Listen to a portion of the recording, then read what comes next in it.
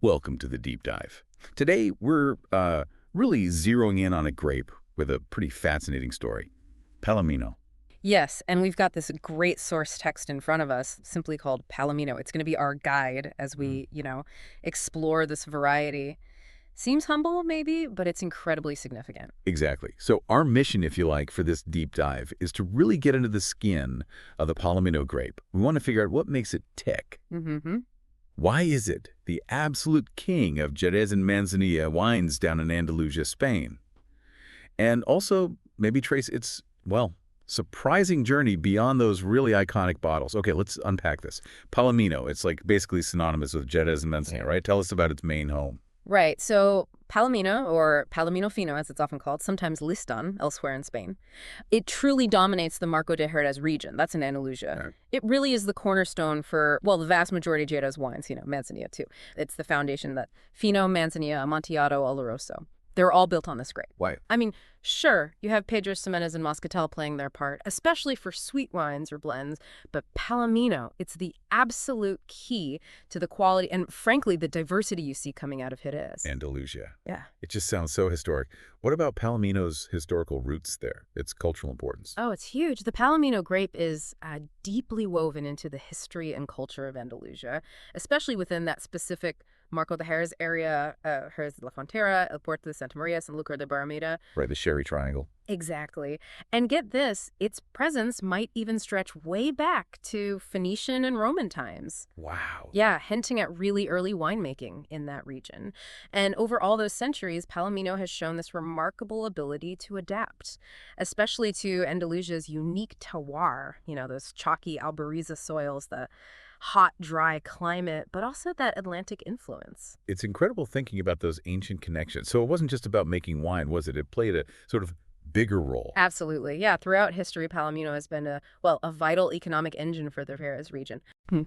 The production, the export of sherry, all thanks really to Palomino. It generated wealth, created jobs, shaped the landscape, the traditions.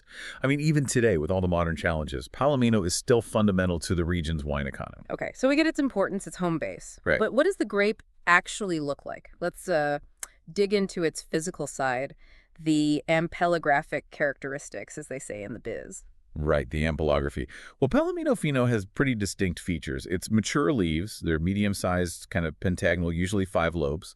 The top surface is typically dark green. Okay. The grape bunches themselves are medium to large, conical shape, and they can be quite packed, medium to high compactness. Dense. Yeah, dense, which can be an issue for disease sometimes, but we'll get to that. The berries are medium-sized, round, spherical. They have a delicate skin that goes from this intense green to a sort of greenish yellow when they're ripe. Mm-hmm. And crucially, the pulp inside is juicy, but, and this is key, it has a relatively neutral aroma.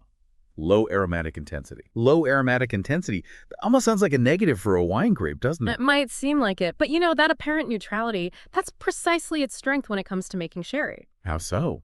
Well, it means the unique terroir, the albariza soil we mentioned, and those really intricate winemaking processes, they get to express themselves fully in the final wine. It doesn't overpower them. Ah, okay. Like a blank canvas. Sort of, yes. And as for its growth cycle, its vegetative cycle, it's perfectly tuned to Jerez Mediterranean climate, those hot, dry summers, mild, wet winters, where the rain is quite concentrated. So like a blank slate in the vineyard, waiting for the winemaker and the place to leave their mark. Now, what about when it gets to the winery? What's its enological potential? Its potential in the winery is, intrinsically linked to those unique Jerez wines. As we touched on, its seemingly neutral character as a still wine, subtle aromas, moderate acidity, that's actually a huge asset for crafting all the different styles of sherry. It also naturally reaches a moderate potential alcohol level, and that's absolutely vital for the development of the flor. Ah, the flor. That fascinating yeast layer. Exactly. Palomino supports this flor really well. And the flor, it does 2 main things. It protects the wine underneath from too much oxidation, and it imparts those really signature aromas, almonds, green apple, that distinctive saline note. Yeah. Plus, the grape itself has enough structure, enough backbone to provide a solid foundation for the other main style of oxidative aging, like you see in Oloroso. That structure allows those complex aromas, dried fruits, caramel, spice, to develop slowly over time. The flor sounds almost like alchemy. Now, where exactly is Palomino grown? Are there specific hotspots within Jerez that are particularly important? Okay, so production is overwhelmingly, massively concentrated in the Marco de Jerez. Within that area, there's the Jerez Superior Zone. Right. That's highly prized because of its albariza soil. It's considered absolutely ideal for producing the very best finos and manzanillas, top quality stuff. And the coast. Then you have the coastal city, Sanlúcar de Barrameda. Mm. Its unique microclimate, more humid, bit cooler, has a really significant impact on the flora. Yeah. It leads to the distinct characteristics of manzanilla, often lighter, definitely more saline, sometimes those subtle chamomile notes people talk about. Interesting. And yeah, while Palomino is grown elsewhere in Spain, it's usually for, young, fairly simple, still white wines. They generally don't have that same complexity you get in sherry. Okay, so Jerez is definitely the heartland. And we've mentioned several styles now, Fino, Manzanilla, Oloroso. Could you give us a clearer sort of overview, the main types of wine Palomino becomes? Absolutely. The big ones are Fino Manzanilla, Amontillado, Oloroso, and the rather intriguing Palo Cortado. Okay. What really sets them apart is how they're aged. It's primarily either biological aging that's under the floor or oxidative aging, meaning in contact with air, or sometimes a combination of both. Right. So Fino and Manzanilla, defined by that biological aging under floor, makes them pale, very dry, really lively wines. Amontillado starts biologically under floor, but then it loses the floor and transitions to oxidative aging. So it gets this wonderful nutty complexity on top of the freshness. A bit of both worlds. Exactly. Oloroso, purely oxidative aging from the get-go. That gives you those rich, powerful, nutty, spicy wines. Okay. And Palo Cortado, well, that's the enigmatic one. It starts like a Fino, seems destined for flor, but then something happens, the flor disappears unexpectedly, and it shifts to oxidative aging. So it ends up combining characteristics of both Amontillado and Oloroso. Very complex. Fascinating. And we should probably give a nod to Pedro Ximénez, right? Even though it's not Palomino, it's part of the sherry family. That's a good point. Yes, Pedro Ximénez, or PX, it's made from the grape of the same name, sun-dried usually. It's key for the sweet wines, the really luscious, dark, sweet styles from Jerez. But yes, Palomino is the star for the dry styles. So with this incredibly long and important history, are there challenges facing Palomino and the Jerez region today? Oh, definitely, yes. Like many, established classic wine regions, Jerez faces challenges. There's increasing competition, not just from other fortified wines, but globally. The impacts of climate change are a real concern. Yeah. And there's always the ongoing need to clearly communicate what makes these wines so unique, to consumers who might not be familiar with them, getting past maybe some outdated perceptions. I guess there must be a lot of potential there, too. Opportunities. For sure, definitely. There's a growing global interest, I think, in wines with a strong sense of history, a real sense of place. People want authenticity. Sure. And Jerez has that in spades. Plus, the unique production methods, the Solera system, the magic of the flora, they offer compelling stories. And the wines themselves are just so distinctive, they really can resonate with today's wine drinkers, especially with food. You keep mentioning the albariza soil. It clearly plays such a massive role. What is it about this soil that makes it so special for growing Palomino? Albariza. Yeah, it's fundamental, absolutely key to the unique character of Jerez wines. Okay, so picture this. It's brilliant white, like strikingly white. Right. It's highly calcareous, meaning lots of calcium carbonate, but also clay and silica mixed in. Its structure is really interesting. It's porous, but also soft. Right. Which means it can soak huge amounts of rainwater when it does rain, usually in winter, and hold on to it deep down. Oh, like a sponge. Exactly. And then, crucially, it releases that moisture really slowly back to the vines during those super hot, dry Andalusian summers. That stops the vines getting too stressed out. Makes sense. Plus that bright white color, it reflects sunlight back up onto the leaves and the grapes, helps with photosynthesis, helps develop sugars. And apparently the Palomino roots can actually push through this albariza layer to get to an underlying clay-rich layer for even more water if needed. And many people believe, myself included, that the specific mineral makeup of albariza contributes to that delicacy, those distinctive saline notes you often find in finos and manzanillas. So it's way more than just its white appearance. It's a whole system working together: water retention, reflection, Maybe even minerality? Are there other soil types there too? Yes, definitely. Besides albariza, you also find soils called barros. They're richer in clay and arenas, which, as the name suggests, are sandier. Okay. These different soils add to the region's diversity for sure, but albariza is generally seen as the top dog, the premier cru soil, if you like, Yeah. for producing the highest quality sherry. And we touched on microclimates earlier. You mentioned Sanlúcar versus inland Jerez. How much difference does that make? It makes a significant difference, especially for the flor. That contrast between the inland Jerez superior zone and coastal Sanlúcar is a perfect example. Right. Sanlúcar, being right on the coast, gets higher humidity, more moderate temperatures because of the Atlantic Ocean's influence. And these specific conditions really encourage a thicker, more consistent, more vigorous layer of flor to develop on the wines aging there, especially compared to inland Jerez. Ah, so that's why Mezzanilla is different from Fino. That's a huge part of it, yes. That more robust flor contributes directly to Manzanilla's characteristics, often even lighter, more intensely saline, and those unique chamomile or floral hints you sometimes get. It's a direct result of that coastal microclimate. So the terroir isn't just one thing. It's the soil, the climate, the coastal influence. It all meshes together to shape the wine. Precisely. Terroir here is absolutely fundamental. It defines the typicity of Jerez wines. It influences the grape quality, the character of the base wine, even if Palomino itself isn't shouting with aroma initially. Right.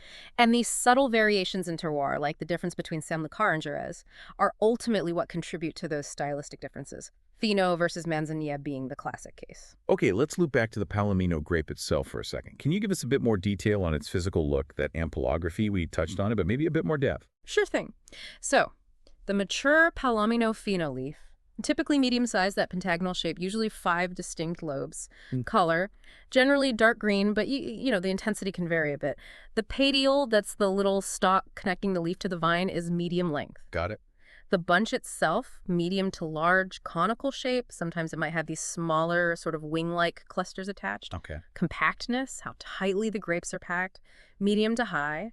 And as I mentioned, that density can make it a bit prone to fungal issues if the weather's damp. Right. The individual berries.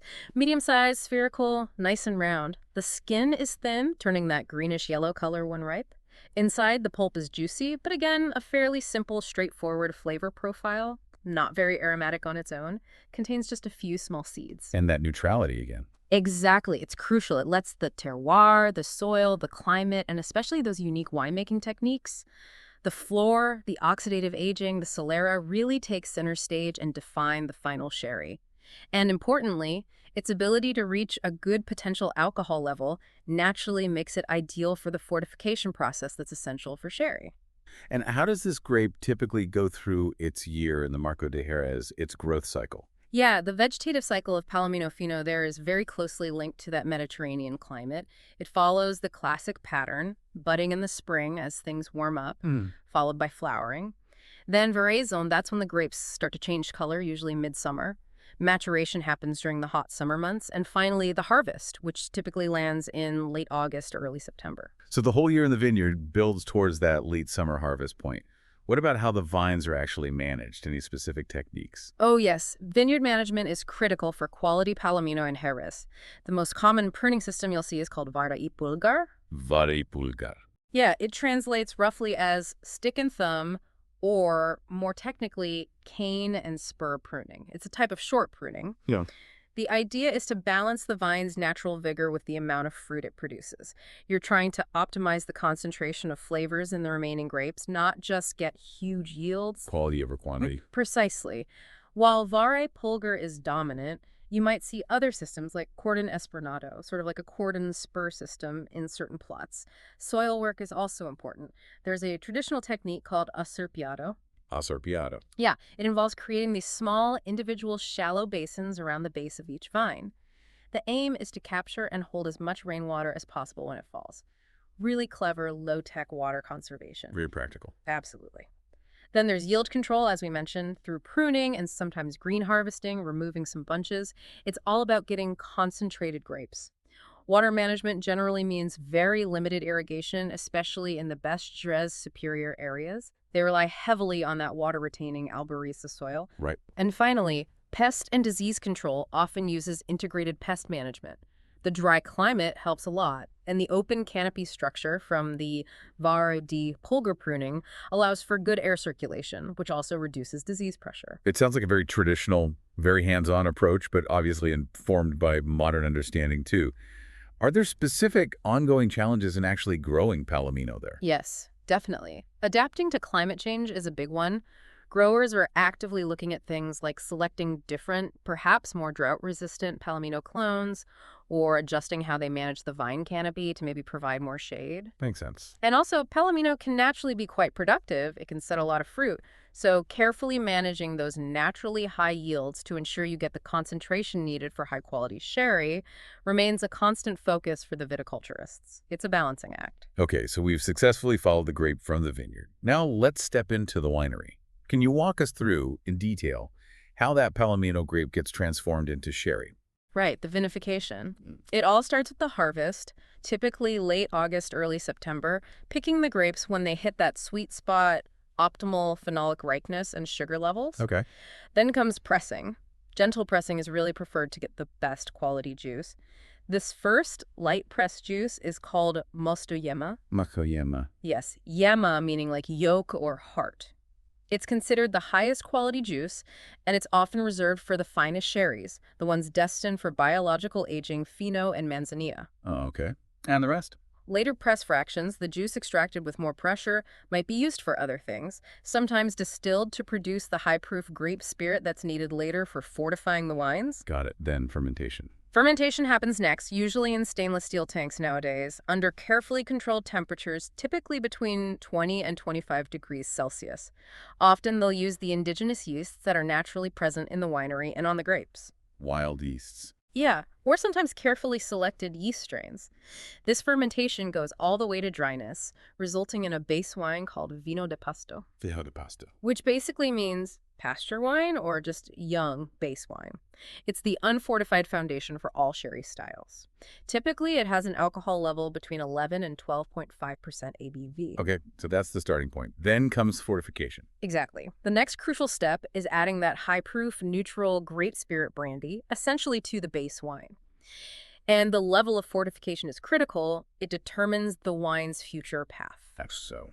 Well, for wines that are going to be aged biologically under Filio and Manzanilla, they fortify up to around 15% ADV. That specific alcohol level is perfect for the flor yeast to thrive, but high enough to inhibit spoilage bacteria. Okay, the magic number for flor. Pretty much. But for wines destined for oxidative aging, like Oloroso, where you don't want flor to grow, they fortify to a higher level, typically 17% ABV or sometimes even a bit more. That higher alcohol level kills off any potential flor yeast. Fascinating how that one decision sets the course. Yeah. And then comes the legendary Solera system, doesn't it? Can you explain how that unique aging process actually works in more detail? It sounds complicated. It sounds complicated, but the concept is actually quite elegant, though managing it takes huge skill. Yeah. The Solera system is absolutely central to Jerez. It's a dynamic, perpetual aging and blending method. There's really nothing else quite like it in the wine world. Right. Its purpose is to blend wines from many different vintages over time. This creates incredible consistency in the final the house style and also builds up amazing complexity. Okay, how does the blending happen? Imagine stacks of barrels. The barrels on the bottom row contain the oldest wine ready for bottling. This bottom level is called the Solera. Solera. Got it. Above the Solera row, you have several tiers of barrels containing progressively younger wines. These upper tiers are called criaderas, which means nurseries. Criaderos, okay. So when they need wine for bottling, they draw a fraction, maybe 10-30% from each barrel in the Solera row. This drawing off is called the saca. Saca. Then the space created in the Solera barrels is refilled with wine drawn from the first criadera, the tier just above it. The space in the first criadera is then refilled from the second criadera above that and so on, all the way up. The youngest wine, the new vino de pasto that's just been fortified, enters the system at the very top criadera. Wow, so it's this constant cascade downwards. Exactly. Fractional blending. It means the wine you bottle from the Solera is actually a complex blend of many, many vintages, some potentially very old indeed. It guarantees consistency and builds layers of flavor. And how do they decide which young wine goes where? That's where the initial classification comes in. After fermentation, the base wines, the vinos de pasto, are tasted and assessed.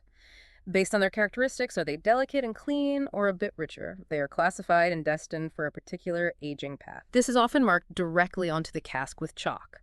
A simple vertical line, a palo, might mean it's destined to become a fino. A line with a little horizontal slash might indicate potential for Amontillado.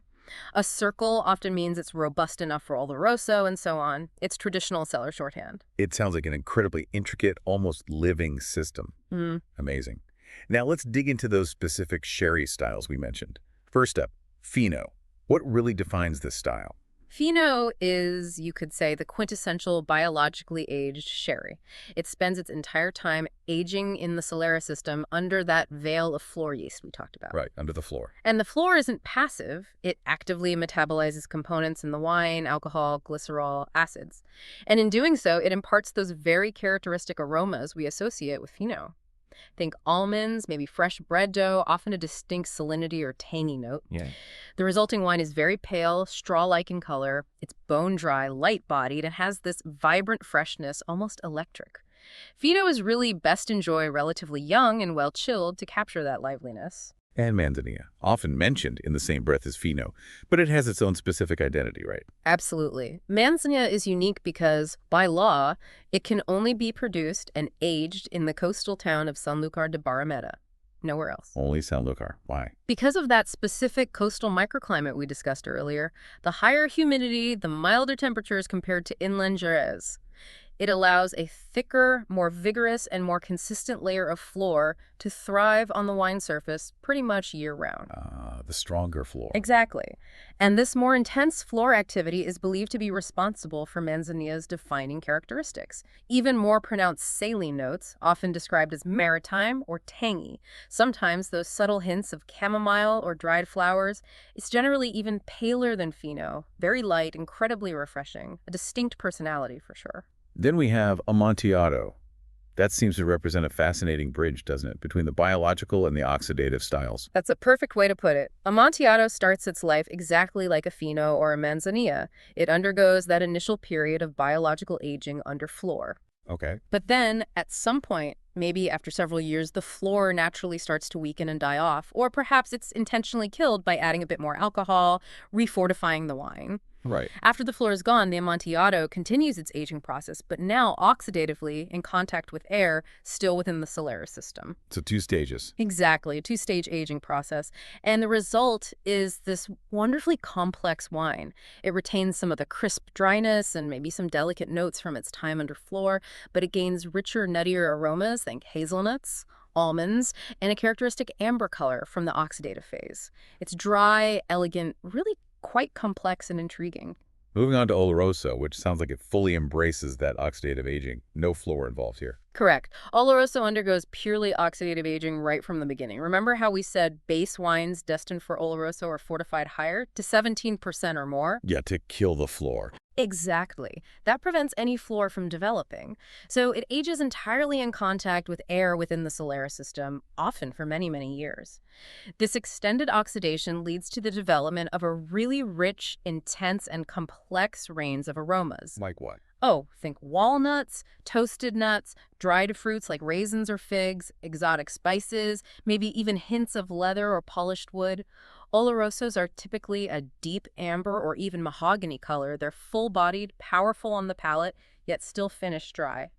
Potent wines. And then there's the mysterious one, Palo Cortado, often described as a bit of a happy accident in the cellar. Palo Cortado is definitely captivating, and yeah, its origins are often shrouded in a bit of mystery, traditionally speaking. It starts its journey like a Fino. The base wine is delicate, clean, marked with that single palo, indicating it's suitable for biological aging. It goes into the Criadera system, and flor starts to develop. Okay, so far so Fino. Right. But then, for reasons that aren't always entirely clear, maybe a slight variation in the wine, maybe the specific conditions in that particular cask the flor either doesn't fully establish itself properly or it just unexpectedly dies off quite early on. Huh. The skilled cellar master, the capataz, tastes the wine, recognizes it's developing differently, it's still clean and fine, but maybe gaining a bit more body or richness than a typical Fino. They see its unique potential. So they change his path. Exactly. They decide this wine is no longer destined to be a Fino. They might remark the cask, traditionally crossing the initial palo mark, hence palo cortado or Right. cut stick, and often fortify it slightly higher, redirecting it towards oxidative aging similar to an oloroso. So it ends up as. The result is a sherry that fascinatingly combines characteristics of both Amontillado and Oloroso.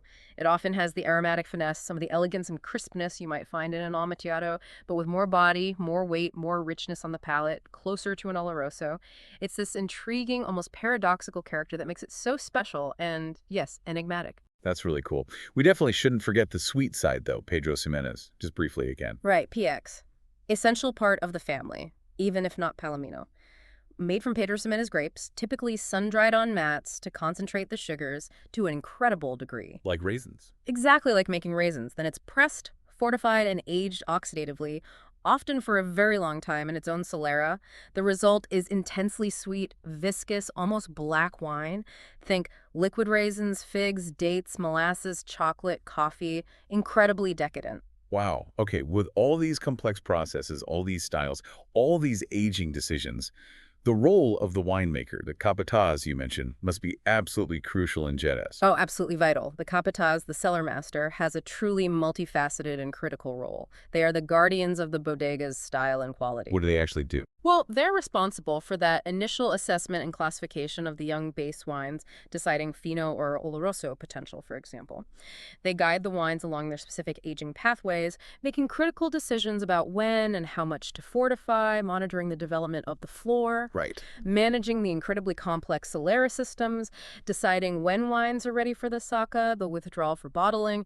It requires deep knowledge, years of experience, a sensitive palate, and real intuition to navigate the nuances of biological versus oxidative aging and maintain the house style across decades. They are absolutely key. It sounds like an art as much as a science. Now, these wines, especially the dry styles, sound like they'd be amazing with food. Well, Let's explore some pairings. Starting light, Fino and Manzanilla. oh, Fino and Manzanilla are incredibly food-friendly. Their dryness, crispness, that salinity, they're exceptionally versatile. Locally, in Andalusia, they are the classic partners for things like olives, Marcona almonds, salty jamon iberico, gambas al ajillo, garlic shrimp, fried fish, all Yeah. kinds of tapas. Perfect tapas wines. Absolutely. But think beyond tapas, too. On a more global scale, they pair brilliantly with sushi and sashimi. That saline note just cuts through the richness of the fish beautifully. Also great with oysters, clams, light grilled fish, even things like spring vegetable dishes or fresh, tangy cheeses like feta or goat cheese. Their bright acidity and slight bitterness just cleanse the palate wonderfully. Okay, makes me hungry. What about the more complex, nuttier Amontillado? What pairs well there? Amontillado, with its dual character, that nutty oxidative side combined with the memory of flor, opens up different possibilities. It harmonizes really well with flavorful soups, especially consommes or mushroom broths. It's great with white meats like chicken or pork, particularly if they're roasted or served with savory sauces. Mushrooms seem like a good call. Yes, earthy mushrooms are fantastic with Amontillado. Also, consider dishes with umami notes. Think artichokes, asparagus, cured cheeses like manchego or parmesan. Regionally, it might be paired with albondigas, meatballs, or certain stews.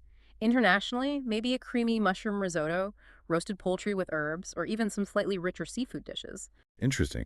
And the really rich, powerful Oloroso. What kind of food can stand up to that? Oloroso definitely calls for richer, more robust flavors. Its intensity and body need food with similar weight and complexity. Think red meats, grilled steak, braised beef short ribs, lamb shank. Game dishes are also excellent partners. Venison, wild boar, duck. Party stuff. Exactly. Rich, slow-cooked stews, oxtail, dishes with complex sauces, and cheese pairings are fantastic here too. Oloroso can handle really intensely flavored, aged hard cheeses, and surprisingly, it's often brilliant with pungent blue cheeses like Roquefort or Stilton. The wine's power and nutty complexity complement the cheese's boldness beautifully. So sherry isn't just something to sip before dinner. It's a genuine gastronomic powerhouse with a style for almost any course. And you mentioned earlier, some styles are great aperitifs too. Yes, absolutely. Fino and Manzanilla are classic aperitifs. That dryness, the refreshing acidity, the saline tang, they really wake up your palate, get your appetite going. Perfect before a meal. Amontillado and Palo Cortado, with their extra layers of complexity and more savory profiles, can also serve as fantastic, perhaps more contemplative or sophisticated aperitifs, maybe with some nuts or aged cheese alongside. Okay, let's shift gears a bit and talk about the rules. The legal framework that protects these wines, the denominations of origin, how does that work for Jerez? Right, the DOs. They are absolutely crucial for safeguarding the quality, the authenticity, and the reputation that's been built up over centuries for Jerez and Manzanillo wines. There are essentially two main ones we need to know. Yep. First, there's the DO Jerez sherry. This covers the production and aging of most of the sherry styles, Fino, Amontillado, Oloroso, Palo Cortado, PX, etc., within that defined geographical area, the Marco de Jerez. Yeah, it's sherry. Got it. Then there's the specific DO Manzanilla Sanlúcar de Barrameda. This is exclusively for Manzanilla. The key rule here is that all production and aging must take place within the boundaries of the town of Sanlúcar de Barrameda itself. So Manzanilla has its own very specific zone. Exactly. Although the grapes for Manzanilla still come from the wider Marco de Jerez production zone, just like for other sherries, the aging location is what defines it. And what do these DO rules actually regulate? Oh, quite a lot. They cover the permitted grape varieties, primarily Palomino Fino, as we've established, but also Pedro Ximénez and Moscatel for certain styles. They define the exact geographical production area, the Marco de Jerez. They set maximum permitted grape yields per hectare to control quality. They stipulate specific winemaking practices, rules around pressing, fermentation. They regulate the crucial fortification process, those minimum and maximum alcohol levels for different styles.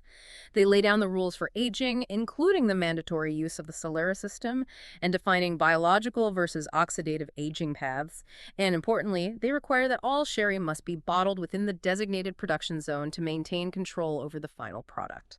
Wow, that sounds incredibly comprehensive. It must provide a really strong guarantee of quality and authenticity for anyone buying a bottle. It absolutely does. That seal from the Consejo Regulador on the bottle means the wine inside has met all those rigorous standards. Speaking of quality, who are some of the key producers, the big names, or maybe some highly respected smaller ones, that really embody the spirit and tradition of Jerez? There are so many great ones, it's hard to choose, but some emblematic names definitely come to mind. González Baez is probably the most globally recognized, largely thanks to their iconic Tío Pepe Fino, but they make a whole range of excellent sherries, like Alfonso Oloroso or Viña AB Amontillado. Tío Pepe. Yeah, everyone knows that one. Right? Then there's Lustau, another highly respected house, known for wines like La Ina Fino, Paperusa Manzanilla, and especially their incredible VORS range. Very old rare sherry, and the Almacenista series, which highlights single small batches from independent stockholders. Really top-tier stuff. Almacenista. Interesting. Yeah. Valdespino is another historic bodega, famous for things like their Inocente Fino, which comes from a specific high-quality vineyard, Maternudo Alto, also their Tío Diego Amontillado, and the incredibly old Coliseo Amontillado. Single vineyard Fino. That's cool. It is. Fernando de Castilla is a bodega known for its unwavering focus on really high quality and often extended aging, making very elegant wines. Equipo Navazos is a different kind of project, but hugely influential. How so? They don't own vineyards or a big winery in the traditional sense. Instead, they identify and bottle exceptional, often very old individual casks or small lots of sherry they find in various bodegas across the region. Their La Bodegas series offers unique snapshots of incredible quality. Like treasure hunters. Kind of. And for Manzanilla, you have Bodegas Barbadillo in Sanlúcar, producers of the classic La Gitana Manzanilla, always fresh, saline, a benchmark style. These are just a few examples, honestly. There's a wealth of dedicated producers, big and small, doing fantastic work. And overseeing all of this, ensuring the rules are followed, is the Consejo Regulador. Absolutely. The Consejo Regulador, the Regulatory Council, plays that vital role. They are the guardians ensuring the quality, authenticity, and overall reputation of both Dio Jerez sherry and Dio Manzanilla Sanlúcar de Barrameda. Their official back label or seal is the consumer's guarantee. So, with this amazing history, these dedicated producers, these strict rules, what does the market actually look like for Palomino and Jerez wines today? And what are the prospects for the future? Seems like a mix. It is a bit of a mixed picture, you're right. The strengths are clear. Yeah. The established DOs, the iconic producers, they act as crucial guardians of quality and tradition. That gives consumers confidence. They're also global ambassadors for the region. But the challenges? The challenges include, well, strong competition from other wine categories, including other fortified wines. Changing consumer tastes and preferences always play a role. And sometimes, Jerez still battles a perception of being perhaps a bit old-fashioned or only for special occasions, something the region is actively working to counteract. Right, shaking off that image. Exactly. But on the flip side, The opportunities are significant. There's definitely a growing global interest in unique wines, wines with real stories, wines tied to a specific place. Authenticity matters more and more. And sherry tick those boxes. Absolutely. Its incredible versatility with food is a huge plus. The renewed interest in classic cocktails, where sherry plays a key role, is another positive trend. And ennotourism, bringing people to Jerez to experience it firsthand, has great potential. So how do they capitalize on that? Effective communication and education are absolutely key. Really emphasizing the inherent quality, the profound impact of the unique terroir, especially that albariza soil, and the undeniable authenticity of sherry. These are powerful differentiators. It's about highlighting the legacy, the soul, the distinct character of these wines to attract new generations. So Looking ahead, the future for Palomino and the Marco de Jerez hinges on a few things. Successfully adapting viticulture to climate change, embracing innovation that respects tradition, not replaces it, really celebrating and explaining the value of the terroir, communicating effectively, and ultimately engaging and attracting new consumers who are willing to explore these complex and rewarding wines. It sounds like a vibrant future is possible, built on that incredible foundation. Yeah. Now, we've spent a lot of time, rightly so, in Jerez, but we did set out at the start to also explore Palomino's journey beyond Andalusia. What happens when this grape travels? Right. Palomino does indeed grow in other places. Within Spain, a notable example is the Canary Islands, where it's actually the most planted white grape, but it's usually called Listán Blanco there. Listán Blanco. And internationally, you can find pockets of it in places like South Africa, where it was historically important for fortified wines, Australia, even California. And what kind of wines does it typically make outside Jerez? Still sherry-like? Generally, no. Outside its sherry heartland, Palomino is most often used to produce still, dry white wines. And typically, these wines reflect its inherent nature. They tend to be relatively neutral in flavor profile, with moderate acidity. Often they're made for drinking young and fresh. So does the terroir make a difference in these other places? Oh, absolutely. The results can vary quite a bit. Take the Canary Islands again. Grown there on volcanic soils, influenced by the Atlantic climate, Listán Blanco, Palomino, can produce dry white wines with a really distinct minerality, sometimes a noticeable saline edge. Quite different from Jerez, but very interesting in its own right. Volcanic Palomino. Intriguing. It is. In other warmer, drier regions around the world, the quality of still Palomino wines can depend heavily on things like managing water stress in the vineyard. Without the unique albariza soil and the specific sherry vinification, its natural aromatic neutrality can sometimes be a bit of a limitation if you're aiming for a really complex, standalone still white wine. So Jerez really is its ideal home for complexity. Does it get used for anything else besides still whites outside Jerez? Yes, its versatility does extend a bit. It has been used in the production of brandies in some regions, although obviously brandy de Jerez, often made from Jerez or Palomino, is the most famous example. Interestingly, for brandy, Palomino's neutrality can actually be an advantage. How so? Because it provides a relatively clean base spirit, allowing the complex aromas that develop during distillation and, crucially, during long aging in oak barrels, often barrels previously used for sherry, to really dominate the final brandy profile. Ah, so the neutrality works there too. In a way, yes. It really highlights that the combination of Palomino with the albariza soil and the unique sherry production methods is what creates its most profound and complex expression.